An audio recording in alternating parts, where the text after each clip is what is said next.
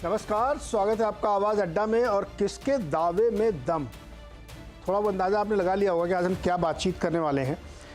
दरअसल इतने 5 चरण पूरे होने के बाद मोटे मोटे तौर पे कई लोग अंदाजे लगा रहे हैं कि किस पक्ष की कितनी सीटें आएंगी। खुली चर्चा है इसमें। अब राजनीतिक दल तो अपने दावे कर ही रहे हैं। इंडिया अलायंस भी कह रहा है कि 300 पार, ममता बनर्जी ने कह दिया है, राहुल गांधी भी दावे कर रहे हैं, अमित शाह जी और मोदी जी भी दावे कर रहे हैं। तो राजनीतिक दावे उनका हक है, क्योंकि वो चुनाव लड़ रहे हैं तो बड़े बड़े दावे करेंगे।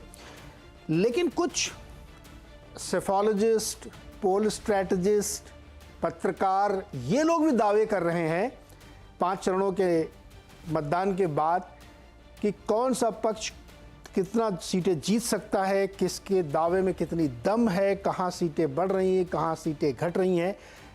दरअसल देखिए, असली चर्चा तो यही है कि कौन जीत रहा है, कौन हार रहा है। और पिछले फर्स्ट फेज के बाद से थर्ड फेज तक तो बहुत घनघोर चर्चा हुई कि एनडीए को बहुत तगड़ा नुकसान हो रहा है, नैरेटिव्स बदले, नए नए इश्यूज आए। मार्केट में आपने देखा होगा भारी उतार चढ़ाव देखने को मिला, अलग अलग जगहों से अलग अलग चर्चाएं हुई। इस बीच में 2 नामों का मैं जिक्र कर रहा हूं जो 2 एक्सट्रीम पे अपने अपने अनुमान लोगों ने दिए। राजनीतिक दलों के अलावा बात कर रहा हूं। प्रशांत किशोर का बड़ा नाम आप लोग जानते ही होंगे, पोल स्ट्रैटेजिस्ट है। इस समय वो किसी के साथ जुड़े नहीं हुए, खुद अपना वो जनसुराज अभियान चला रहे हैं। उन्होंने धमाका किया कि भारतीय जनता पार्टी को पिछले बार के बराबर या उससे थोड़ी ज़्यादा सीटें मिल सकती हैं। 370 तो नहीं आएगी जैसा वो दावा कर रहे हैं, लेकिन 19 से थोड़ी सी ज़्यादा मिल सकती हैं।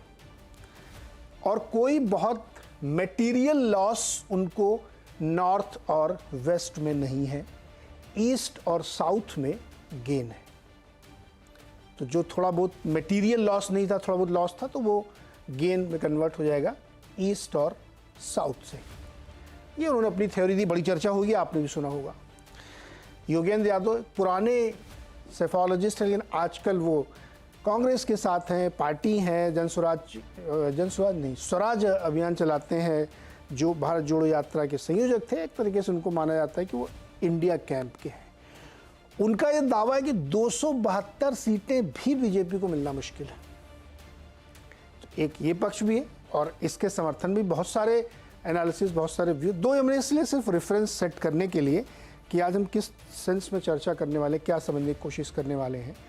तो मोटे तौर पे माहौल क्या है, कौन कितनी सीटें जीत रहा है। 5 चरणों के बाद मैजिक नंबर से ज़्यादा सीटों पर चुनाव हो चुका है, तो ये अनुमान लगाना कोई बहुत रॉकेट साइंस नहीं होगा हमारे पत्रकार मित्रों के लिए, क्योंकि मुझे ऐसा लगता है कि इतना घूमते फिरते रहते हैं ग्राउंड पे, तो मोटा मोटा सेंस हो जाता है। हालांकि अंतिम परिणाम हमें 4 जून को पता चलेगा, लेकिन उससे पहले जो ये अंदाजे, अटकलबाजी, बयानबाजी है, इसको थोड़ा समझने की आज हम बातचीत करेंगे, कोशिश करेंगे। और हमारे साथ जो मेहमान, मैं आपको उनसे परिचय कराता हूँ। मेरे साथ अवधेश कुमार जी हैं, बहुत ही सीनियर जर्नलिस्ट और घूमते फिरते रहते हैं। अकुश श्रीवास्तव जी हैं, और प्रेम कुमार जी और सज्जन कुमार सिंह। ये चारों पत्रकार हैं और चारों ज़मीन पे जुड़े हुए हैं, लिखते रहते हैं, लोगों से मिलते रहते हैं। मेरा अंदाज़ा है कि अब तक हज़ारों लोगों से फीडबैक ले चुके होंगे, तो फर्स्ट हैंड इंफॉर्मेशन मिलेगी हमें, हमारे दर्शकों को अंदाज़ा लगेगा अभी मोटा मोटा। तो अवधेश कुमार जी, प्रशांत किशोर का दावा है कि 19 के लगभग या उससे 2-4 सीटें ज़्यादा भी मिल सकती हैं। योगेंद्र यादव कह रहे 272 भी आ जाए तो बहुत बड़ी मुश्किल है। आपका अनुमान क्या कह रहा है? देखिए, प्रशांत किशोर जाहिर है कि एक अनुभवी सेफोलॉजिस्ट है, लेकिन हम प्रशांत किशोर की बात को थोड़ा अलग भी कर दें तो ये देखना पड़ेगा कि जिन परिस्थितियों में 2014 में भारत ने नरेंद्र मोदी के नेतृत्व में 1984 के बाद एक पार्टी को बहुमत दिया, और जिन कारणों से दिया, 2019 में जिन कारणों और आधार पर उसको सशक्त किया, क्या वो कारण खत्म हो गए हैं? क्या उन कसौटियों पर नरेंद्र मोदी नहीं उतरे हैं? ये मूल प्रश्न यही होता है, क्योंकि पिछले 10 वर्षों में भारत केवल सेफोलॉजी की अंकगणितीय गणना, जातीय समीकरण और सामाजिक ध्रुवीकरण का देश नहीं रह गया है। आप देखेंगे कि 10 वर्षों में भारत का एक जनमानस का एक बहुत बड़े वर्ग ने देश को लेकर के अपने अंदर एक वैचारिक अवधारणा विकसित किया है। उसको चाहे सामाजिक न्याय चाहिए, भले उसको सुरक्षा चाहिए, उसको रोजगार भी चाहिए, उसको आर्थिक संपन्नता भी चाहिए, लेकिन सबके साथ उसको एक ऐसा भारत चाहिए जो भारत अपनी सभ्यता, संस्कृति और प्राचीन विरासत के आधार पर दुनिया का सिरमौर बने। और ये नरेंद्र मोदी ने ये एक्सपेक्टेशन, ये भाव लोगों के अंदर पैदा किया है। तो ये बहुत बड़ा कारण जो बीजेपी को वोट मिलता है, बीजेपी चाहे चुनाव जीतती है, हारती है, कर्नाटक में भले बीजेपी चुनाव हार गई लेकिन उसका वोट परसेंटेज सेम रहा है। उसके पीछे एक बड़ी ताकत यही है क्योंकि देश काफी हद तक इस मायने में मनोवैज्ञानिक रूप से बदल चुका है।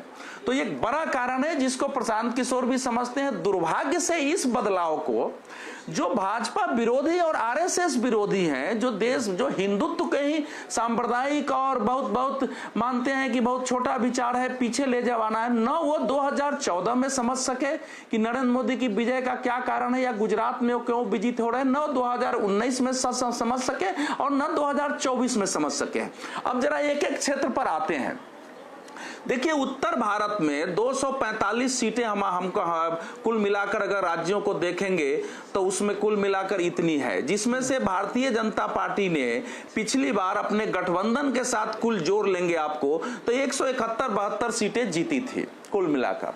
तो अब आप उसमें अगर देखिए उत्तर प्रदेश, बिहार, राजस्थान, मध्य प्रदेश, पंजाब को भी मान लीजिए, हालांकि वो हिंदी भाषी नहीं लेकिन उत्तर का ही है, जम्मू कश्मीर, हिमाचल प्रदेश, उत्तराखंड, दिल्ली, हरियाणा, क्या इन राज्यों में अब उसमें एक जो दावा आया है उत्तर प्रदेश का, पहले उसको जरा कसौटी पर कस लेते हैं। अखिलेश यादव जी ने कहा है कि हमको तो 79 सीटें आएंगी। अब सपा को सबसे अधिक 2004 में 35 सीटें मिली थी, 26% वोट उनका था, करीब 24% वोट मायावती जी का था, 22% बीजेपी के थे, बीजेपी 10% वोट पर सिमट गई थी। वो जो दौर था वो 1993 से 2007 तक उत्तर प्रदेश के लिए बहुमत विहीनता का दौर था, फ्रैगमेंटेड मैंडेट का था, पार्टियों का वोट बढ़ता था, वो एक अलग परिस्थिति थी उस समय। 2007 में बसपा के बहुमत में आने के बाद से उत्तर प्रदेश पूरी तरह एक पार्टी को बहुमत दे रहा है। और उस एक पार्टी को बहुमत में स्थिति यह है कि जब पिछली बार बसपा और सपा मिल के लड़ी थी, दोनों ने मिलकर करीब 37% वोट पाए, लेकिन सीट उनको 15 मिली थी। भारतीय जनता पार्टी ने इसके बावजूद 49.6% वोट पाए थे जी। तो वो ऐसा क्या हो गया है पिछले 5 वर्षों में जिससे लोग माने कि नहीं, भाजपा को उलट के और राष्ट्रीय नेतृत्व भी हमको सपा के हाथ दे देना चाहिए, जबकि कांग्रेस को लोकसभा चुनाव में 2% वोट था और कांग्रेस इस समय उत्तर प्रदेश में हाशिए की पार्टी है। ये एक उदाहरण यह समझने की। दूसरा, आप देखिए वेस्ट बंगाल को इस समय लेने की आवश्यकता है। वेस्ट बंगाल में अगर आप विधानसभा चुनाव भी देखें, लोकसभा चुनाव देखें पिछला, तो 2 ही पार्टी रह गई है, तृणमूल कांग्रेस है और दूसरी पार्टी भारतीय जनता पार्टी रह गई है, तीसरी पार्टी नहीं है। अगर आप प्रशांत किशोर के वक्तव्य को भी देखें और वहां के वातावरण को देखें तो वहां कोई एक राज्य जिसमें कि हिंदुत्व इस समय प्रबल तरीके से सत्ता के विरुद्ध मोर्चाबंदी कर रहा है तो वो पश्चिम बंगाल है। और वहां भारतीय जनता पार्टी शायद पिछले रिकॉर्ड को तोड़कर नंबर 1 पार्टी अभी बन सकती है जी। अवधेश जी, तो ये सारी परिस्थितियां हैं कांग्रेस का। एक बीच में सवाल है, जैसे नॉर्थ हम लोग एक छोटे डिस्कशन में करें, नॉर्थ में अगर आप देखें तो भारतीय जनता पार्टी पीक पर है, सारे राज्यों में ज़्यादातर में नियर 100% सीटें वो जीत के बैठी हुई है। क्या जब तक वो पूरा रिपीट नहीं करती तब तक बात बनेगी नहीं? तो आपको लगता है कि नॉर्थ में जितने स्टेट अभी हैं उनके पास उसमें सेम रिपीट होगा जैसा 19 में था?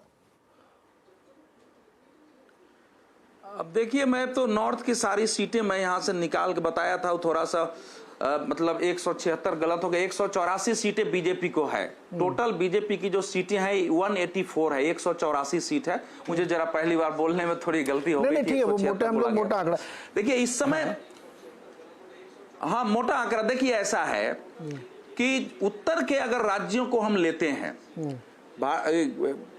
विधानसभा चुनाव में कांग्रेस को हिमाचल प्रदेश में सफलता मिली है, लेकिन राजस्थान में, मध्य प्रदेश में, छत्तीसगढ़ में उसकी बुरी तरह पराजय हुई है। तो अगर राजस्थान, मध्य प्रदेश और छत्तीसगढ़, अगर तीनों के विधानसभा चुनाव परिणामों को आप देख लीजिए, तो क्या उस समय की परिस्थिति में और आज में यह स्थिति है कि पार्टी बिल्कुल एक उलट जाएगी। अगर राजस्थान में जो सवाल है 7-8 सीटों पर जिस संघर्ष हो रहा है, राजपूतों का एक विद्रोह का भाव आया है, उसका थोड़ा वहां असर हुआ है, उसका असर है। 7-8 सीटों पर वहां एक संघर्ष है, लेकिन मध्य प्रदेश में तो कांग्रेस है ही नहीं। मध्य प्रदेश की आधी कांग्रेस भाजपा में समाहित हो चुकी है। उत्तर प्रदेश में कांग्रेस की ताकत, उत्तर प्रदेश की हम लोगों ने चर्चा कर ली। बिहार पर अगर आते हैं तो यही गठबंधन पिछली बार भी भाजपा और जदयू के विरुद्ध लड़ाई लड़ रहा था, लेकिन उसने 39 सीटें जीती थी। तो नीतीश कुमार के आने से थोड़ी सी उदासीनता बीजेपी के कार्यकर्ताओं में हुई है। 10 साल के शासन से थोड़ी बहुत निराशा भी होती है, कार्यकर्ता भाजपा के कई जगह उदासीन दिखे हैं। लेकिन एक बड़े कारण जो है भारतीय जनता पार्टी के पक्ष में, कि सामाजिक न्याय को जो प्रैक्टिकल कंसेप्ट चेंज किया है नरेंद्र मोदी ने, कि लोगों तक पहुंचा है, लाभार्थियों तक चीजें, लोगों के यहाँ अभी भी जो शौचालय पहुंचे हैं, घर पहुंचे हैं, लोगों के हाथों में धन पहुंचे हैं, सवाल और फिर मैं आयुष्मान कार्ड दोबारा आपके पास आऊं। पहले एक सवाल और, छोटा जवाब चाहिए इसका। 303 को अगर हम बेसलाइन मान लें कि 303 19 में जीते थे, उससे ज्यादा सीटें आएंगी। मैं अकेले बीजेपी की बात इसलिए कर रहा हूं क्योंकि एनडीए अलायंस में, मतलब कॉमन सेंस वाली बात है कि वही सबसे बड़े हैं। इंडिया अलायंस में तो मैं अलग अलग या जोड़ के ही पूछूं कि भाई किसके कितने हैं, लेकिन इसमें तो 303 ही मैजिक नंबर से बहुत ऊपर है। तो 303 को अगर मैं बेसलाइन लूं तो उससे ऊपर या उससे नीचे अनुमान क्या है आपका? देखिए, आंकड़ों में जाना जरा जोखिम भरा हो जाता है, इसलिए मैं इस समय आंकड़ों में नहीं जाऊंगा।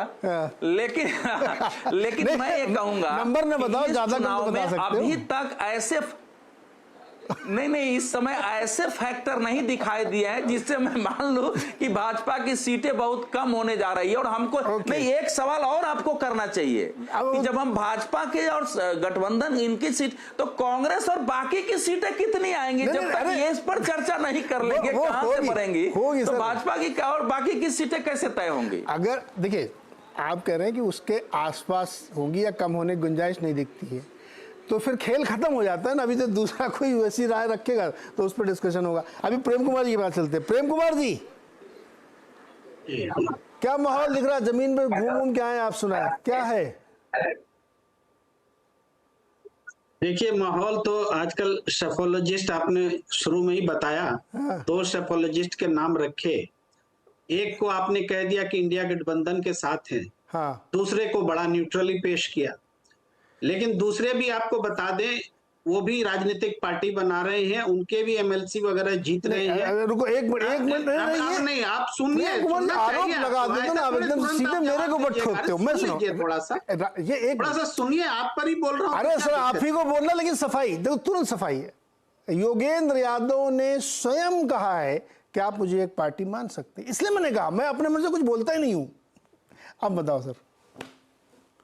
तो ये मैं कह रहा हूं कि प्रशांत किशोर भी एक राजनीतिक कार्यक्रम के साथ मौजूद हैं। उनकी भी अभिलाषाएं हैं। वो भी जेडीयू के वाइस प्रेसिडेंट रह चुके हैं और वो भी राजनीतिक व्यक्ति हैं। और मैं, दूसरी बात सिर्फ इतना ही नहीं है, अभी चुनाव आचार संहिता लगी हुई है, कोई भी सेफोलॉजिस्ट ओपिनियन पोल नहीं दे सकता। भाई, अगर एक सेफोलॉजिस्ट के तौर पर अगर आप बोल रहे हैं तो इसका मतलब आप सारे आंकड़े रखिए, तब आप सेफोलॉजिस्ट हैं और आपका आंकड़ा सेफोलॉजिस्टिकली हम आपको लेंगे। अदरवाइज आपका फिर आपने देखो, मैं ये कह रहा हूं, आप ध्यान से मेरी बात सुनते नहीं। मैंने ये कहा कि योगेंद्र यादव जी अर्सवाइल सेफोलॉजिस्ट थे, पहले थे, अब वो एक पार्टी के तौर पर काम कर रहे हैं। फिर मैंने दूसरी बात कही कि ये मिस्टर प्रशांत किशोर किसी जमाने में थे, अब वो नहीं है, अब वो अपना जन स्वराज अभियान चला रहे हैं। मैंने ये बात शुरू में ही रखी सर। पता नहीं, देखिए, अवधेश कुमार जी बोलते तो आपको एक बार भी डिफरेंसेस नहीं होता। हम बोलते हैं हर दूसरे लाइन में आपको पता है, प्रेम कुमार जी ना मेरे से पंगा लेंगे। हम तो सिंपल सी बात बोल रहे हैं कि आचार संहिता लगी हुई, तो एक सेफोलॉजिस्ट को जब आंकड़ा देना होगा तो पूरा विवरण देना होगा, कैसे सर्वे किया, क्या किया, और ये आचार संहिता का उल्लंघन होगा। तो एक सेफोलॉजिस्ट के तौर पर वो रख ही नहीं सकते। तब किस तौर पर हम क्यों प्रशांत भूषण को इतना महत्व दे रहे हैं कि पूरे सेफोलॉजिस्ट की तरह पूरे देश में सब डिस्कस कर रहे हैं? प्रशांत भूषण नहीं सर, प्रशांत किशोर कह रहा हूँ। हाँ, भूषण का आपने पीके कह रहा हूँ, ये प्रेम कुमार पीके, वो दूसरे पीके है, लेकिन मैं उन्हीं के बारे में कह रहा हूँ। तो उनको हम इतना महत्व दे रहे हैं कि जैसे कि ओपिनियन पोल आ गया हो। अरे ओपिनियन पोल हम नहीं दिखा सकते भाई, इसीलिए ओपिनियन पोल की तरफ प्रशांत किशोर को भी नहीं ले सकते।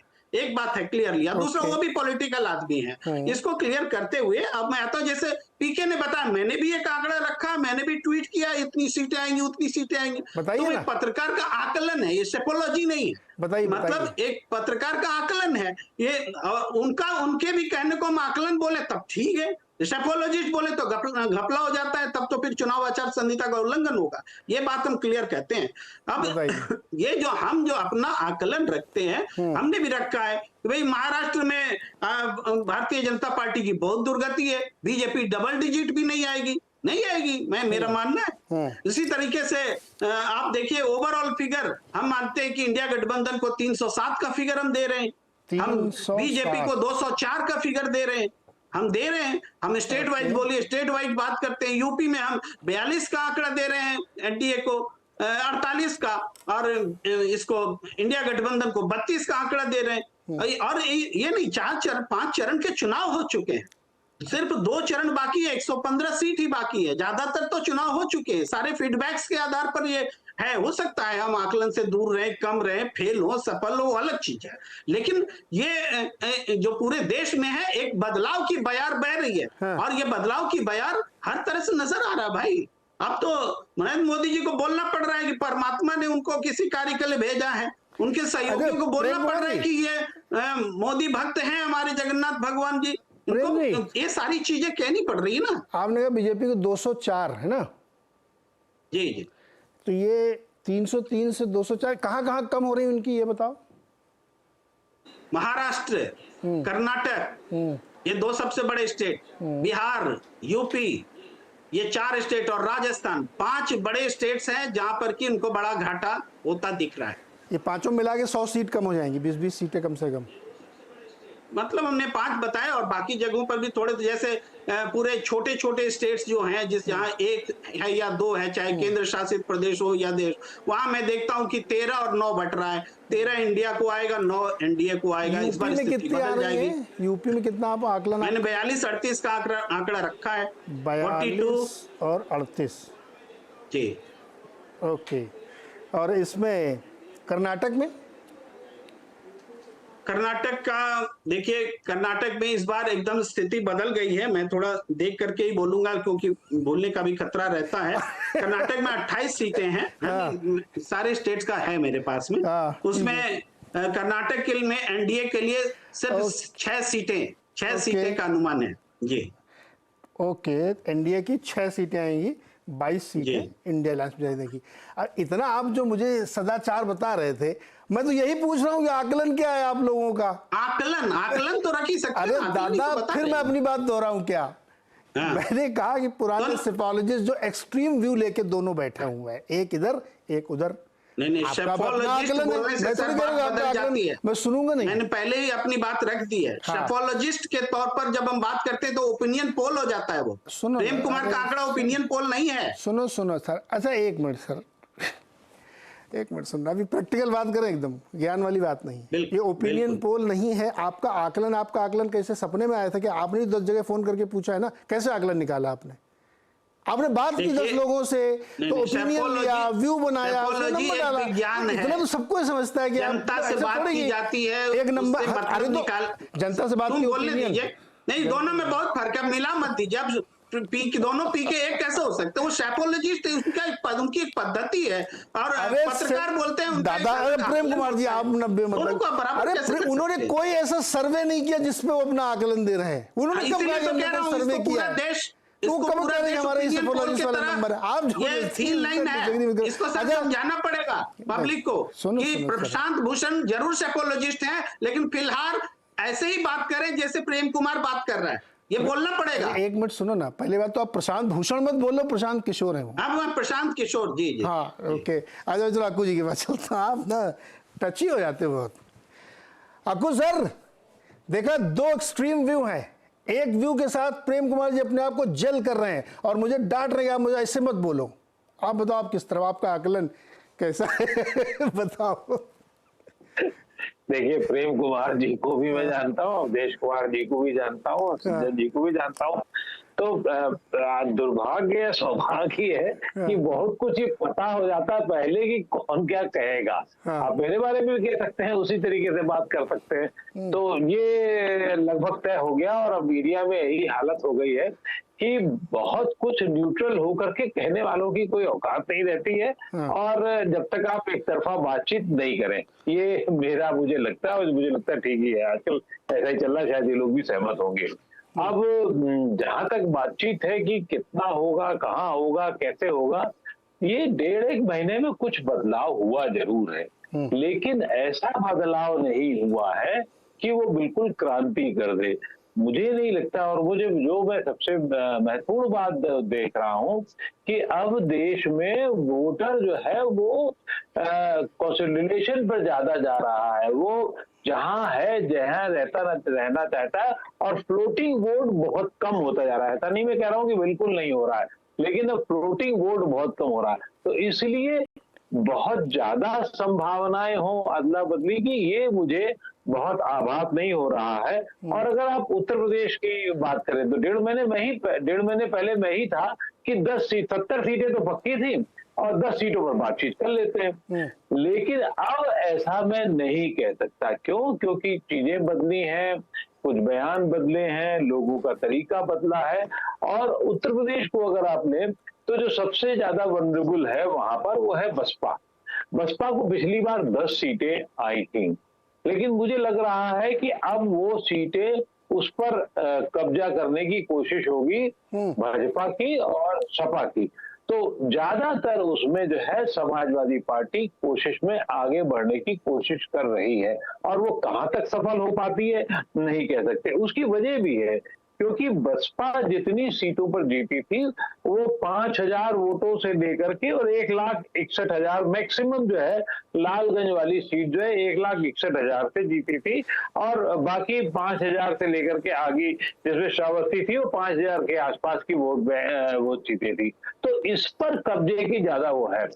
बाकी भारतीय जनता पार्टी के पास जो थी निश्चित रूप से उसमें तो कुछ खोएंगी, कुछ वो इधर उधर से पाएंगे। और अब आज की स्थिति में मुझे ऐसा लगता है कि समाजवादी पार्टी 13, 14, 15 के आसपास घूम रही है और भाजपा जो है 63-64 के आसपास, 1-2 कांग्रेस और बाकी कुछ बचता नहीं उसमें ज्यादा। तो ये लगभग स्थिति तय है। तो कोई बहुत बड़ा चेंज आने जा रहा है ये मैंने कहा पहले भी आपको, 1.5 महीने पहले मैं कह रहा था 70, 72, 73 भी हो सकती है, लेकिन आज वो 63, 64, 65 के आसपास घूम रही है भारतीय जनता पार्टी के पास में। और अगले जब 2 चरण हैं जिसमें 13, 14 सीटें हैं, वो ज्यादातर जो है उसमें क्योंकि भारतीय जनता पार्टी को ज्यादा मशक्कत करनी पड़ेगी। ओवरऑल सर पहले वाला अक्कू जी, ओवरऑल जो नंबर है उस पे बताइए ना। नहीं, ओवरऑल अगर आप पूरे देश की बात करेंगे तो मुझे लग रहा है कि 300 के आसपास भारतीय जनता पार्टी घूम रही है और उसमें कोई बहुत बड़ा परिवर्तन मैं नहीं देख रहा हूं।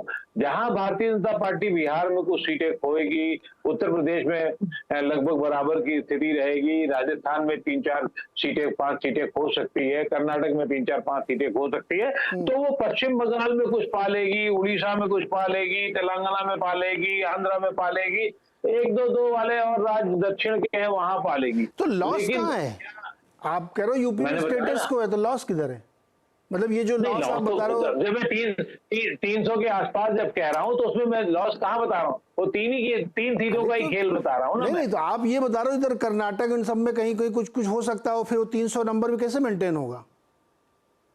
नहीं, कर्नाटक में जितने फिर ये 3 जो ये आपको जो उड़ीसा है, तेलंगाना है, आंध्रा है, ये सब कहाँ आएंगी? ये भी तो आएंगी कि नहीं आएंगी? ये तो बढ़ेंगे ना उड़ीसा, हाँ ये बढ़ेंगे। नुकसान उत्तर प्रदेश में नहीं हो रहा है लेकिन बिहार में हो रहा है, राजस्थान में हो रहा है। बिहार में किसको नुकसान हो रहा है? नीतीश कुमार को हो रहा है या बीजेपी को हो रहा है?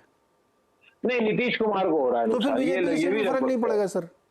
नहीं, बीजेपी में नहीं सीट पड़ेगा, लेकिन ओवरऑल एनडीए की बात होगी जब एनडीए भी तो कमजोर होगा ना। मैं 303 में सर अभी तो मैंने 303 मैं मान रहा हूँ आपसे, अभी तो 303 पे बिहार में नहीं हो रहा है लेकिन राजस्थान में हो रहा है, कर्नाटक में हो रहा है। हाँ, बिहार और कर्नाटक में हो रहा है, राजस्थान में हो रहा है, ये पक्का है। ये दो बड़ी स्टेट ऐसी हैं जिसमें इनको नुकसान 12 से 15 सीटों का हो सकता है। और इनकी भरपाई 12 से इनकी भरपाई वाली 4 स्टेट में बता ही रहा हूं आपको।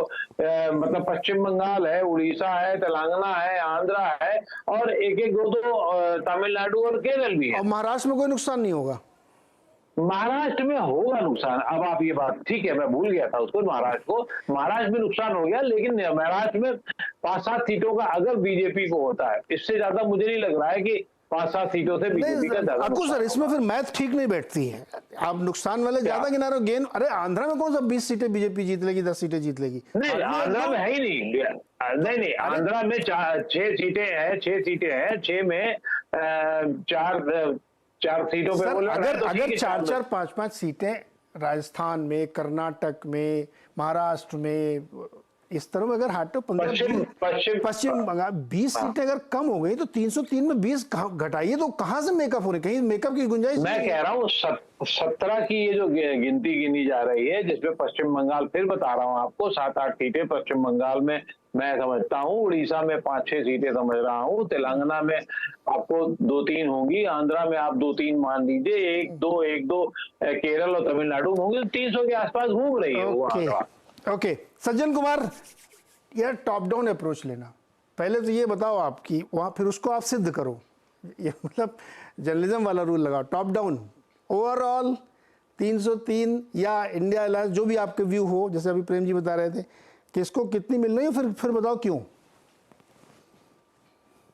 तो देखिए, वर्स्ट टू वर्स्ट के सिनेरियो में बीजेपी 290 के नीचे नहीं जाएगी। मैंने कहा वर्स्ट के सिनेरियो, आप सारे वेरिएबल जो बीजेपी के अगेंस्ट में मान रहे हैं उनको मान भी लीजिए, तो बीजेपी तकरीबन कुल मिला के 25 से 30 सीटें 2019 के तुलना में लूज कर सकती है। अगर आप माने तो कि महाराष्ट्र में 8 से 10 सीट आप मान लें, राजस्थान हरियाणा में आप मान लें कि लगभग 7 से 8 सीट हो सकती है, और उसी तरीके से बिहार में मान ले 4 से 5 सीट, और यूपी को आप यथास्थिति माने, यूपी में आप बढ़त ना माने, तो वर्स्ट के सिनेरियो है। अब सवाल रहा कि ये जो 25 से 30 सीटें आप 2019 की टैली से कम करें, तो आप ये भी देखिए कि बीजेपी का कैचमेंट एरिया काफी बढ़ा है, वो बंगाल की तरफ बढ़ा है, उड़ीसा में बढ़ा है और असम में बढ़ा है। ठीक है, कुल मिला के जो पूरब की तरफ है लगभग 10 सीटों का इन्हें गेन हो जाएगा। मैं ग्राउंड की सिचुएशन बता रहा हूं, कोई ये डेटा क्रेंचिंग नहीं बता रहा। और दूसरा जो साउथ में आप देख ले, कर्नाटका में मैं बिल्कुल दावे के साथ कर रहा हूं कि ये तमाम जो दावे किए जा रहे हैं, इसका आधार यह है कि आपने देखा कि साहब विधानसभा में हारी है, तो आप उसी हिसाब से कर्नाटका में ओबीसी समुदाय बड़ी संख्या में बीजेपी की तरफ आ चुका है, जिसने 2023 के चुनाव में कांग्रेस के लिए वोट किया था उसके अपने कारण। तो आप देखें कि कुल मिला के पूरब और दक्षिण की तरफ से बीजेपी को लगभग 10 से 15 सीटों का गेन हो रहा है। तो ऐसी स्थिति में अगर आप देखिए तो वर्स्ट के सिनेरियो जो है वो 290 के आसपास है। उसके ऊपर आप देख लें, क्योंकि वर्स्ट हमेशा रियल नहीं होता है, उससे ऊपर ही जाएगा। अब वो 2019 वाली स्थिति 303 हो जाए या उससे 5-10 सीटें ज्यादा हो जाए, उसके बारे में अभी संगठन की ताकत और लीडरशिप एडवांटेज जो बीजेपी का एक वेरिएबल है, उसे सब लोग स्वीकार करेंगे, वो है। अब आप देखिए, इस टॉप डाउन को सिद्ध करने की बात है, आंकड़ों की बात नहीं है, मैं ग्राउंड की रियलिटी बता रहा हूं। आप बंगाल में जाएं, बंगाल में आप देखेंगे कि सोशल जो डेमोग्राफी है उसमें कास्ट कम्युनिटी में जो बॉटम ऑफ द पिरामिड, उसमें बीजेपी बहुत मजबूत है। दलितों में, और दलित केवल नमशूद्र दलित नहीं है, वो पौंड खत्री दलित हो, वो राजवंशी हो, वो बागदी हो, बैरवी हो, तमाम अलग अलग एरियाज के। उसके बाद ओबीसीज में काफी मजबूत है, रूरल एरियाज में काफी मजबूत है। 2021 के चुनाव में उन्हें middle class, upper caste, bhadralok के बीच में थोड़ी कम सफलता मिली थी, इस बार उसकी तुलना में ज्यादा मिल रही, इसलिए वहां बढ़ेगी। ओडिशा में जाए तो एक क्रॉस द बोर्ड, ट्राइबल हो, दलित हो, ओबीसी हो या अपर कास्ट हो, उसमें डिफरेंशियल लॉजिक है कि लोकसभा में वो बीजेपी को ज्यादा देंगे, विधानसभा में बीजेडी को देंगे। उसके बाद आप देख लें, सबसे बड़ी बात, सबसे बड़ी गुत्थी जो आप मान रहे हैं कि यूपी, जी यूपी, हाँ यूपी का क्विकली बताओ, फिर मैं दूसरा सवाल पूछूं आपसे। हाँ यूपी का बताइए, यूपी में क्या हाल है? कौन सी पार्टी का, एक बार फिर से बताएं। यूपी में क्या हाल है, किसको कितना मिल रहा है? हाँ, यूपी में देख लीजिए, यूपी में मतलब आप जब कह रहे हैं कि बीजेपी के सीटें कम होंगी, तो उसमें आप ये जरूर माने कि फिर आप ये मान के चल रहे हैं कि जमीन पे मायावती का जो अपना वोट है, जो 10 से 12% अभी भी सॉलिड वोट है, उसे आप कर लें पॉजिटिव या निगेटिव साइड से। अगर आप ये सिद्ध कर दें कि वो वोटर शिफ्ट हो रहा है समाजवादी पार्टी या इंडिया अलायंस की तरफ, फिर आपकी बात में दम है। अभी मैं यूपी में हूं, सुल्तानपुर से इलाहाबाद अभी स्टे हुआ है।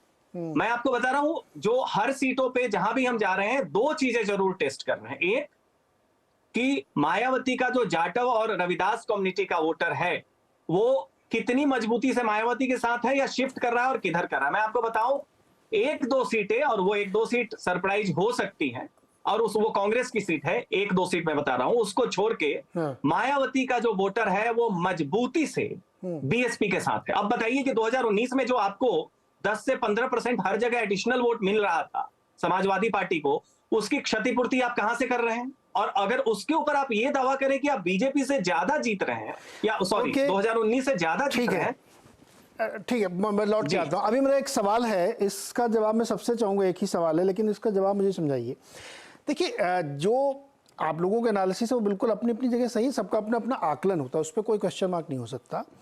मुझे ये समझना है हमारे दर्शकों को कि जनवरी 13 से लेकर के अब तक फंडामेंटली ग्राउंड पे ऐसा क्या बदल गया है जिससे माहौल बदल गया है ज़मीन पे, है ना? क्या ये हो सकता है कि बीजेपी ने यूपी में 59%, 55%, 50% वोट लेके जीत हासिल की थी, गुजरात में 68%, मध्य प्रदेश में इस तरह की सिचुएशन थी? क्या ऐसा तो नहीं सिर्फ मार्जिन कम होगा, विक्ट्री अगेन उनकी हो जाएगी, वोट दूसरे वाले को भी ज़्यादा मिल सकते हैं, तो जहाँ 5 लाख से 3 लाख से जीते वहाँ 80,000 से जीतेंगे? क्या ये सिचुएशन तो नहीं है? अवधेश जी, आपका जवाब, और थोड़ा क्रिस्पी रखिएगा सर, बताइए। यही जो आप प्रश्न कर रहे हैं, यही दो बातें मेरे दिमाग में भी थी। पहले भी हमने कहा है कि क्या 2013 जनवरी से 2014 और 2024 में फंडामेंटली बहुत कुछ बदल गया है। देखिए, पॉइंट्स इसका ये है पहले कि मार्जिन जो मैं देख रहा हूं कि देखिए, हम लोगों ने जो गणना की है, 70 से 75 सीटें ऐसी भारतीय जनता पार्टी की रही है जिसमें यूपी की करीब 30 सीटें भी है, जिसमें बिहार की 22 से 23 सीटें हैं, महाराष्ट्र की, इनमें मार्जिन वही घटने वाली है। क्योंकि वोटिंग कम हुई है। जैसे आप गाजियाबाद में अगर 5.25 लाख से जीत हुई थी, तो वो मान लीजिए 50,000 हो जाए, 70,000 हो जाए, 80,000 हो जाए, इतना हो सकता है। तो इसलिए एक मार्जिन की कमी हो सकती है। कुछ बातें जो सभी साथियों ने कही, देखिए पॉइंट के हिसाब से देख लीजिए। सबसे पहले कर्नाटक पर मैं कुछ कहना, कर्नाटक में 1999 को छोड़कर 1998 से आज तक लगातार कांग्रेस को वोट ज्यादा आया है, लेकिन सीटें हमेशा भारतीय जनता पार्टी की ज्यादा रही है। विधानसभा में उसकी सीटें अधिक होने, कांग्रेस की सरकार होने के बावजूद। तो अब इतने समय बाद 26 वर्ष में ऐसा क्या परिवर्तन हो जाएगा, जबकि जनता दल सेकुलर भी बीजेपी के साथ आ गई है, जिसका भी एक वोट बैंक है। इसलिए इस प्रकार का जो आधार होता है वो तथ्यों पर जो है खरा नहीं उतरता है। पश्चिम बंगाल में योगेंद्र यादव भी कर रहे हैं, हम लोग भी मान रहे हैं कि Bharatiya Janata party number 1 party वहां होने जा रही है। हो सकता है 25 से 30 के बीच उसकी सीटें आ जाएं। उड़ीसा में लगभग यही स्थिति है कि नंबर 1 पार्टी बीजेपी हो सकती है। बाकी जगहों में मार्जिन की बात हो सकती है। अब चेंज क्या आया है, इसके 4-5 पॉइंट्स हैं इसके, कि जो बीजेपी को नरेंद्र मोदी को वोट मिला था उसमें निगेटिव पॉजिटिव दोनों था। निगेटिव ये था कि यूपीए सरकार की जो नीतियां थी और जो नेताओं की जो भूमिका थी, उनके व्यवहार थे, और जो राज्य सरकारों ने उस प्रकार से, उस सब के विरुद्ध एक विद्रोह था लोगों के अंदर। आर्थिक स्तर पर जो है देश थोड़ा पीछे था, विदेश नीति, सुरक्षा, आतंकवाद के मुद्दे पर। तो देश को लग रहा था कि एक लीडर चाहिए ऐसे समय, और जो अति अल्पसंख्यक बात था और खासकर सेकुलर के नाम पर एक नए प्रकार का कट्टरवाद था, उस सब के विरुद्ध एक विद्रोह था। नरेंद्र मोदी एक उस पे मॉडल के रूप में आए थे, उनको बहुमत मिला था। अब आज तो नरेंद्र मोदी ने उस पर काम किया है, काम करते हुए देश को विकास की ओर ले गए, एक विजन दिया है, हिंदुत्व पर काम हुआ है, विदेश नीति पर भारत प्रखर है, आतंकवाद घर में घुस के मुकाबला किया है, तो कंसोलिडेट हुआ है। और विपक्ष के सामने बस छोटा सा, विपक्ष ने अभी तक भारत राष्ट्र का कोई लॉन्ग टर्म विजन नहीं दिया है कि इकोनॉमी को लेके, कल्चर को लेके, सोसाइटी को लेकर के, अर्थव्यवस्था को लेके आपका क्या विजन है। इसलिए नेशनल लेवल पर ऐसा कुछ नहीं बदला है। विपक्ष इस समय 2013 की तरह ही फिर से अल्पसंख्यकवाद को बढ़ावा दे रहा है, जिसके विरुद्ध थोड़ी प्रतिक्रिया होगी। तो भाजपा के 10 साल के अंदर जो असंतोष है वो थोड़े बहुत है, लेकिन जो ओवरऑल सिचुएशन है वो एंटी नहीं गया, इसलिए मार्जिन कम रही है बिहार में। हालांकि मैं सज्जन जी के कुछ बात से असहमत हूं। मैंने जाके देखा है कि मायावती जी के कुछ वोटर इस समय कांग्रेस और सपा में शिफ्ट किए हैं, वो मैंने निकट से जाके यूपी में देखा है, लेकिन वो संख्या इतनी बड़ी नहीं है कि वो पूरी तरह परिणाम को पलट देगा। बिहार में भी आपको बता रहा हूं, जैसे पासवान और पासी हैं, तो शराबबंदी में उनको जेल ज्यादा हुआ है, मुकदमे ज्यादा झेलने पड़े हैं, तो इसके कारण जनता दल यू से उनके अंदर एक गुस्सा है, तो कुछ परसेंट वोट वो महागठबंधन में जा रहा है। लेकिन सब चीजें रहते हुए भी ये परिस्थिति नहीं बनी है कि बिल्कुल कोई बड़े लहर पैदा हो गया हो कि विपक्ष को हमको बैठाना है। ठीक है, प्रेम कुमार जी, आपके अनुमान या आकलन या सेफोलॉजी के हिसाब से ऐसा कर्नाटक का उदाहरण से पड़ी गई। अरे सर, आप कर्नाटक के उदाहरण से आपको समझाता मैं, क्वेश्चन को समझाता नहीं, क्वेश्चन। कर्नाटक में पिछले चुनाव में बीजेपी ने अपना वोट परसेंटेज मेंटेन किया था, सेम, कोई दिक्कत नहीं थी, लेकिन चूंकि जेडीएस का उधर शिफ्ट हुआ, मुस्लिमों का शिफ्ट हुआ, इसलिए वो हार गए। अब अगर जेडीएस इनके साथ मिलकर लड़ रही है, 5-8% भी इधर शिफ्ट हो गया तो लैंडस्लाइड विक्ट्री होगी, जैसा ये कह रहे हैं सज्जन जी। लेकिन आपके आकलन को अगर मैं बेसलाइन मानूं तो अंडर करंट है पूरे देश में, अगेंस्ट करंट रिजीम है। अब मानना पड़ेगा आपको, क्यों है? मैं आता हूं। देखिए, पहली बात तो ये है कि कर्नाटक में बीजेपी ने को कभी भी अपने दम पर सरकार नहीं बना सकी बीजेपी, एक बात पॉइंट है। दूसरा है कि कांग्रेस को हमेशा ज्यादा वोट मिले। तीसरा है कि जेडीएस की ताकत कम हो गई, ये इसके बावजूद कि जेडीएस कम ताकत के साथ गठबंधन में है बीजेपी का। और चौथा है कि कर्नाटक में कांग्रेस की सरकार है और बहुत बम्पर वोट के साथ में स्टेट गवर्नमेंट बदली थी, और ये जो माहौल है ये इस पृष्ठभूमि में अब नेशनल पर्सपेक्टिव में भी हम देखेंगे कि क्या बदलाव है। अब ये जरूर है कि वोट परसेंट बीजेपी का नहीं घटा, वोट परसेंट तो कांग्रेस का भी एमपी और छत्तीसगढ़ में नहीं घटा, लेकिन फर्क आया चूंकि बीजेपी का बड़ा, वो चीजें हैं। उसके बाद हम ये देखें कि राष्ट्रीय स्तर पर जैसे जनवरी से अभी तक में क्या बदलाव आया, इस तरह से बातें अभी हम लोग कर रहे थे। देखिए, सबसे बड़ा बदलाव कांग्रेस का मैनिफेस्टो है। मैनिफेस्टो क्लाइमेक्स है जिसको लेकर के बीजेपी ने मुद्दा बनाया।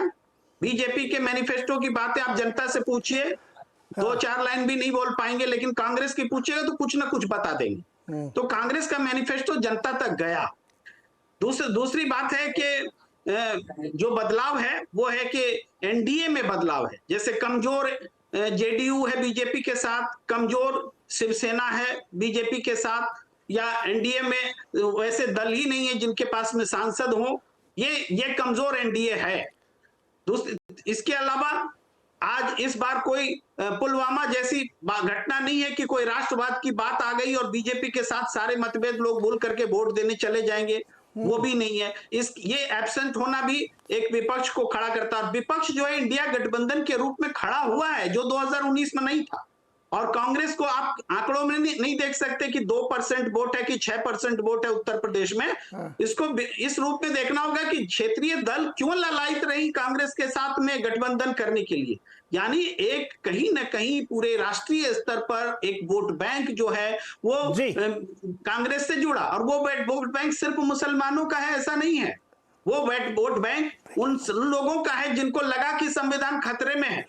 इस कारण से महाराष्ट्र में इतना बड़ा हम चेंज देख रहे हैं या हम बता रहे हैं, इस कारण से हम उत्तर प्रदेश की सियासत को बदलाव होते हुए देख रहे हैं। बीएसपी के वोटर्स यूं ही नहीं शिफ्ट हो जाते, बहुत समर्पित और ईमानदार कैडर रहे हैं बीएसपी के, आज वो भी शिफ्ट हो रहे हैं। तो इसका मतलब है इसका रिपरकशंस जो है, इसका प्रभाव जो है जड़ तक है, और इसी को हम अंडर करंट बोल रहे हैं पूरे देश में। जी ओके अच्छा, मुझे एक ब्रेक लेना, लौट के आगे फिर अक्कू सर और सज्जन के पास चलेंगे। एक जाते जाते एक छोटी सी बात ऐसी मैं रख रहा हूँ, बार बार लोग पुलवामा और इंडिया शाइनिंग का उदाहरण देते हैं, वो फैक्चुअली सर मेरे को लगता है थोड़ा सा रीलुक करना चाहिए। पुलवामा की वजह से एनडीए लेवल पे 22 सीटों का इजाफा हुआ था, अगर इतनी बड़ी घटना होती तो फिर तूफान होता।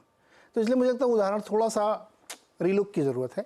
और इंडिया शाइनिंग वाला जो नारा कहता 2004 में फेल हुआ था, उसका भी आप डेटा उठा के दीजिए। सिंगल लार्जेस्ट पार्टी बीजेपी थी, वो हारे इसलिए थे क्योंकि उनके 3 पार्टनर छोड़ चले गए 2002 वाली घटना के बाद से। उसके बावजूद उन्होंने रूरल एरिया में सबसे ज़्यादा सीटें जीत ली थी।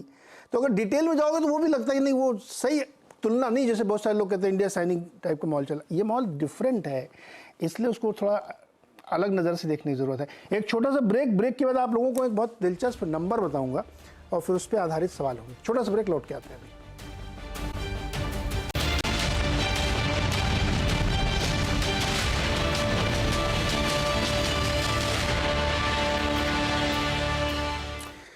स्वागत है एक बार फिर से आपका। और आज बहुत मज़ेदार चर्चा चल रही है आकलन की, या उसको कोट एंड कोट सेफोलॉजी। अच्छा, मैं कहता बहुत दिलचस्प नंबर मैं आपको बताऊंगा। वो दिलचस्प नंबर ये है, वेल रिसर्च है, कोई चैलेंज करेगा तो मैं डेटा के साथ उसके साथ मुकदमा लड़ूंगा। ये नंबर ये है कि एब्सोल्यूट नंबर जो अब तक पोल्ड हुए हैं 4 फेज तक, उसमें 6% इंक्रीज हुआ है वोटर्स में, नंबर ऑफ वोटर्स में, एब्सोल्यूट टर्म में। ठीक है, और इसमें 4 फेजेस की बात मैं कर रहा हूं जो कि डेटा मेरे पास है, जिसमें सबसे ज़्यादा कर्नाटक में 35,50,000 वोटर बढ़े, तेलंगाना में 32 लाख वोटर बढ़े, महाराष्ट्र में 20 लाख बढ़े हैं और केरल में 5.5 लाख, 5,30,000 कम हुए हैं, मणिपुर में 3,40,000 कम हुए हैं। ये डेटा ध्यान इसलिए रखना चाहिए कि जब वोटिंग टर्नआउट कम हुआ है, परसेंटेज की चर्चा होती है, तो एब्सोल्यूट नंबर को ध्यान रखना चाहिए, वो एक्चुअली बड़ा है, तो इसलिए जीत में बहुत कुछ मैटर करेगा। इसके अंदर जब आप जाएंगे तो और मज़ेदार आंकड़ा आपको बताता हूँ, महिलाओं की संख्या ज़्यादा बढ़ी है, 93,60,000, पुरुष 84,70,000। तो विमेन वोटर का एब्सोल्यूट नंबर बढ़ना पुरुषों की तुलना में, और वोटिंग किधर जाना, ये सब अभी एनालाइज करवाते हैं आप लोगों से। सज्जन भाई, इस आंकड़े से कुछ पता चलता है क्या? अनम्यूट करिए पहले अपने को। जी निश्चित तौर पे इसमें सबसे बड़ी बात, आपका लिंक थोड़ा ठीक कराता हूँ। अग्गू सर आप बताइए। यहाँ पे एक बहुत सज्जन एक मिनट, आपका थोड़ा लिंक में दिक्कत आ रही, वापस आते हैं आपके पास। अक्कू सर के पास चलते हैं। अक्कू सर, ये जो आंकड़ा भी हमने आपको दिया, ये प्लस वही वाला सवाल आपसे भी है कि ग्राउंड पे क्या बदल गया जिससे अंडर करंट हो सकती है, या अगर कुछ नहीं बदला है, जैसा बीजेपी वाले आजकल कह रहे हैं कि उनका वोटर भी साइलेंट है, अभी बहुत वोकल होकर बात नहीं करता, चुपके वोट दे जाता बस। देखिए, जहां तक बदलने ना बदलने का सवाल है, मैं राजस्थान में 5-6 दिन रहा, मैं गुजरात में 5-4 दिन रहा, मैं बिहार गया, लेकिन ऐसा मुझे को बहुत बड़ा नहीं परिवर्तन दिख रहा है जो सही में स्थितियां बदल दे। और वो स्थितियां जो हैं वो ये कहीं कहीं जैसे ये चुनाव की अजीबोगरीब स्थिति रही है, अभी तक नहीं हुआ है। फेजेस वाइज मुद्दे बदले हैं और उस मुद्दों के हिसाब से कोई ऐसा उसी में ये गढ़ करके निकल के आया। संविधान बदलने वाली बात हुई या आरक्षण को लेकर थोड़ा बहुत हुआ, लेकिन वो भी बहुत कंटिन्यूएशन में नहीं हुआ। संविधान बदलने को लेकर के जिसको किताब बदलने की बात करने की कोशिश की गई, एक हद तक गई, लेकिन वो कितनी स्वीकारी गई नहीं स्वीकारी गई, ये एक आम तौर पे आदमी जानता है कि फिर वो तर्कों की बात की जाएगी कि संविधान कांग्रेस ने ज्यादा बदले या भारतीय जनता ज्यादा पार्टी ने बदले, आपातकाल किसने लगाया या किसने, पत्रकारों से कौन बात नहीं करता है, ये सब बातें उठ रही हैं। लेकिन आप निंदा की बात, मैं फिर कह रहा हूँ, जो वोटर है, ज्यादातर वोटर जिसने जो पहले प्री डिसाइडेड है वो लगभग वही है, और फ्लोटिंग वोट अब मुझे बहुत ज्यादा नहीं दिखता जो पहले 10 से 20% तक हुआ करता था। अब आलम यह है कि जिससे भी आप बात करेंगे, जिसने जो तय कर रखा है पहले से, वो उसी हिसाब से जा रहा है, उसी धारे पे जा रहा है। और यही एक वजह ऐसी होती है जो मुझे बताती है या कहने पे मजबूर करती है कि किसी को कोई घोषणा पत्र वगैरह से कोई भरोसा नहीं है। ये 1 लाख रुपए ठकाठक दिए जाएंगे, इस पे कतई भरोसा नहीं किया था। आखिर इसके लिए 30 लाख करोड़ रुपया आएगा कहां से भाई साहब, ये भी तो बताने की कोशिश की जाएगी। तो वो लोग सब जानते हैं कि घोषणा पत्र में जो कहा गया, जैसे बीजेपी ने इस बार कोई बहुत बड़ा सच उसने को कहा ही नहीं कि हम तुमको ये भी देंगे, ये भी देंगे, ये भी देंगे। तो वो जो चल रहा है वही चलने की बात है।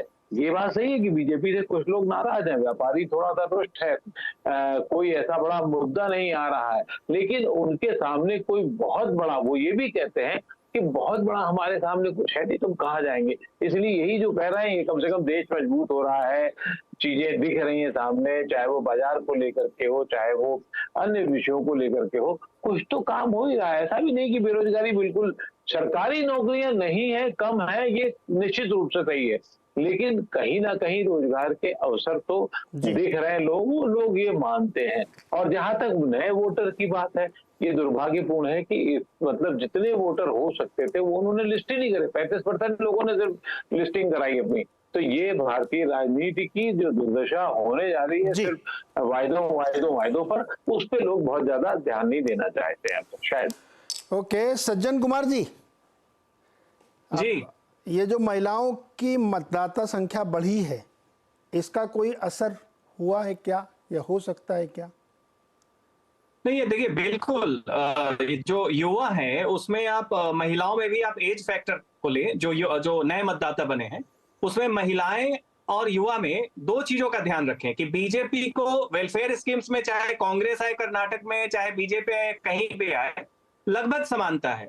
लेकिन जो लॉ एंड ऑर्डर का प्लैंक है, जो महिलाओं में सुरक्षा वाली जो प्लैंक है, वहां पे आप देखेंगे क्रॉस द बोर्ड बीजेपी सरकार को लेके थोड़ा सा एज है, परसेप्शन एडवांटेज है महिलाओं के बीच में। दूसरा क्या है कि आप देखिए बीजेपी जो कि ओबीसीज की इंडिया में सबसे बड़ी पार्टी है, और इसमें जो युवा बढ़ रहे हैं उसमें मिडिल क्लास से लेकर ओबीसीज को देख ले तो निश्चित तौर पे युवा वो फैक्टर है कि युवाओं में ओबीसी की संख्या बढ़ी है, ये ओबीसी सबसे बड़ी बल्क है इंडियन वोटर्स की, तो बीजेपी को इसमें एडवांटेज मिलना बिल्कुल लाजमी है।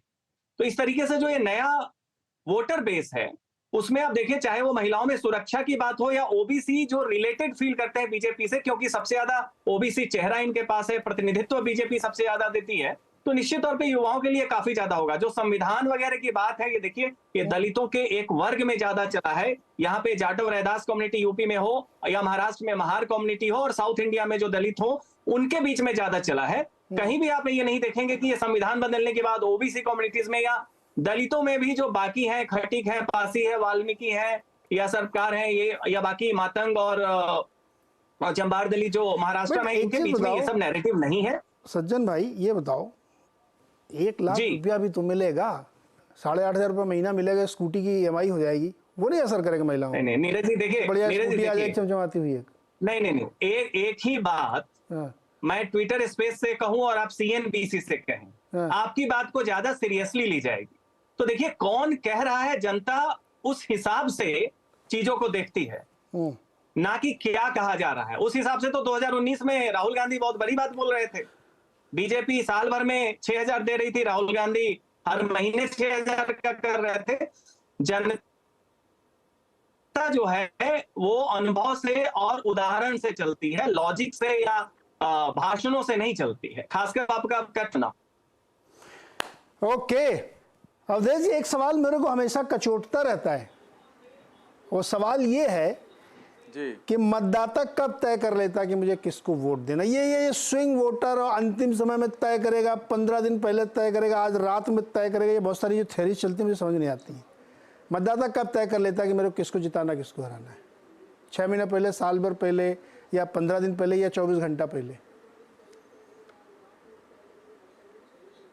नहीं, मतदाताओं में देखिए एक तो बहुत बड़ा वर्ग है जो कमिटेड वोटर हमारे देश में हो गया है, अलग अलग पार्टियों का है, उसमें तो बाएं दाएं बहुत कम होते हैं। प्रतिबद्ध जो एक तो मेंबर्स हैं, प्रतिबद्ध समर्थक मैं बोलता हूं कि कमिटेड जो है सपोर्टर होते हैं। लेकिन अक्कू जी कह रहे थे कुछ वोटर इस समय जो मैंने ये देखा है कि ये जो दो बातें हैं उसके कारण कुछ फ्लोटिंग वोटर इस बार हैं जगह जगह। ये झूठ जो है दलितों के बीच एक सीमा तक पहुंच गया कि भैया ये तो आएंगे, क्योंकि मेरे को कई लोगों ने कहा कि ये तो आरक्षण खत्म कर देंगे, ये बिहार में भी है, यूपी में भी है, ये राजस्थान में भी है, ये तो संविधान बदल देंगे। तो ये जो वोटर थे बीजेपी को जो वोट देते थे उनके मन में था कि हमको क्या करना है अंत में।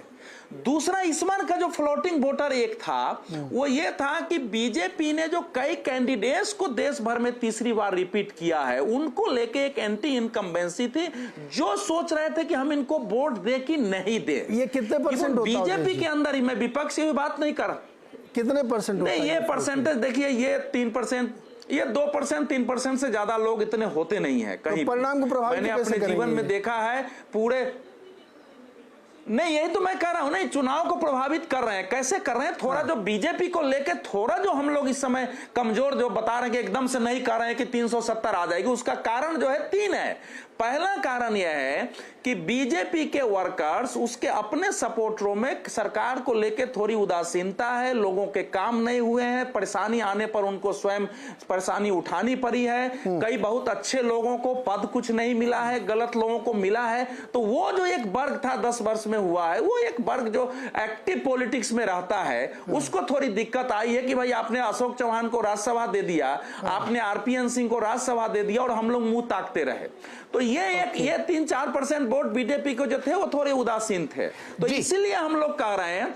लेकिन आप दूसरा देखेंगे, जो महत्वपूर्ण बात मैं कहने जा रहा हूं कि प्रधानमंत्री नरेंद्र मोदी और यो अमित शाह जब जैसे ही थोड़ा बहुत महसूस हुआ कि स्थिति, आप देखेंगे दूसरे चरण के बाद नरेंद्र मोदी ने नए सिरे से चुनाव प्रचार शुरू किया है। आप देखेंगे कि पूरा उन्होंने जो अयोध्या गए हैं, रोड शो किए हैं और उसके जी मैं उसके बाद से नए सिरे से चुनाव प्रचार हुआ है और चुनाव को उन्होंने अपने नियंत्रण में लाने की पूरी कोशिश की है। अवधेश जी, मेरे को रिसर्चर से सवाल समझना है बहुत भाई, मेरे पास 2 मिनट है। सज्जन कुमार, एक निजी जिंदगी का उदाहरण लेते हैं। मैं बहुत प्रैक्टिकल बातें मुझे अच्छी लगती है, किताबी बातें मुझे पसंद नहीं है। मान लीजिए सज्जन कुमार से मेरी दोस्ती है, या सज्जन कुमार जी मेरे साथ हैं और 5 साल से इन्होंने मेरे को प्रताड़ित कर रखा है, बिल्कुल नहीं पसंद करता हूं मैं इनको, और मेरा मन है कि इस बार इनको मैं हटा ही दूंगा। लेकिन आखिरी 2-3 महीने में सज्जन कुमार जी ने गुडीज बैग और पार्टी और नीरज जी के लिए बहुत बहुत काम कर रहे हैं, तो मैं अपना मन बदल लूंगा क्या? 5 साल तक मैं आपका जुल्म झेल रहा हूं। ऐसा होता है क्या आम जीवन में? आप लोग ऐसा करते हैं क्या? नहीं, देखिए इसमें इसमें 2 चीजें हैं। पहली बात तो ये है कि देखिए आलोचना या मायूसी वो एक सत्य है, ग्राउंड पे है, लेकिन क्या वो आलोचना या क्रिटिसिज्म या मायूसी उस थ्रेशोल्ड को क्रॉस कर जा रहा है कि वो दूसरे पार्टी को वोट कर दे? मुझे ये चीजें ग्राउंड में ज्यादातर जगह नहीं दिखी है, बहुत कम जगह दिखी कि है। और बीजेपी के अंदर एक बड़ी लीडरशिप है जो ये मान के चलती है कि वो थोड़े एलियनेटेड हैं और आयातित नेताओं को ज्यादा महत्व मिला है, जैसा कहा गया। लेकिन क्या इसका असर वोटर्स पे इस हद तक होगा कि वो मायूसी जो है एंटी पार्टी वोट में बदल जाएगा या वो बिल्कुल घर बैठ जाएंगे? हमें लग रहा है कि देखिए बीजेपी खासकर एक कैडर बेस्ड पार्टी और सपोर्ट बेस में एक इमोशनल टच होता है, तो वो ग्रज के साथ दे या खुशी से दे, वोट दे देगा। ओके, अच्छा मैं ऐसे ही इस बात को इसलिए रख रहा हूं कि अब मैं अपने पहले क्वेश्चन से इसको जोड़ता हूं, जो मैंने कहा था कि फंडामेंटली क्या बदला है, नैरेटिव बदला है, ट्विटर पे, मीडिया पे, चैनलों पे, डिबेट में ये सब चला है। मैं इसलिए सवाल बार बार आप लोगों से पूछ रहा था कि अगर वाकई लोग करंट रजीम से नाराज़ हैं तो पिछले 2 महीने में नहीं नाराज़ हो गए होंगे कि अब मैं नाराज़ हो गया, अब मैं हराऊंगा इनको। अगर ऐसा है तो पहले से होगा, सालों से होगा, और ऐसा नहीं है तो कुछ नहीं होगा। उदाहरण बता देता हूँ मैं आपको 2-3। कोई ऐसी अप्रत्याशित घटना हो जाए तब आखिरी समय में व्यू बदलता है। यूपी का नोटबंदी और एक बहुत दुर्भाग्यपूर्ण घटना जब राजीव गांधी की हत्या हुई थी। अदरवाइज व्यूअर नहीं बदलता है, मतदाता अपना मन नहीं बदलता अनलेस कि कोई बहुत अर्थ शैटरिंग इवेंट हो जाए। मैं भी यही कवर कर रहा था, यूपी में अगर नोटबंदी नहीं होती तो बीजेपी को वो मैंडेट नहीं आता। ये बात इसलिए मैं कह रहा हूं कि मतदाता बहुत पहले से अपना मन बना लेता है। 2014 की विक्ट्री 6 महीने में थोड़ी बनी थी, 2-3 साल से बन रही थी कि कांग्रेस को हराना है, यूपीए को हराना है। तो अब ये मैं ये नहीं कह रहा हूं कि मैं ही सही हूं, लेकिन ये एक रिसर्च का विषय है, क्योंकि हमेशा जब और स्विंग वोटर की बात सुन रही, स्विंग वोटर बहुत बदला। अरे 1.5% स्विंग वोटर क्या परिणाम बदल देगा? एनीवे, खैर चर्चा बहुत गंभीर हो जाएगी। बहुत बहुत शुक्रिया आप सब लोगों का जुड़ने के लिए हमारे साथ।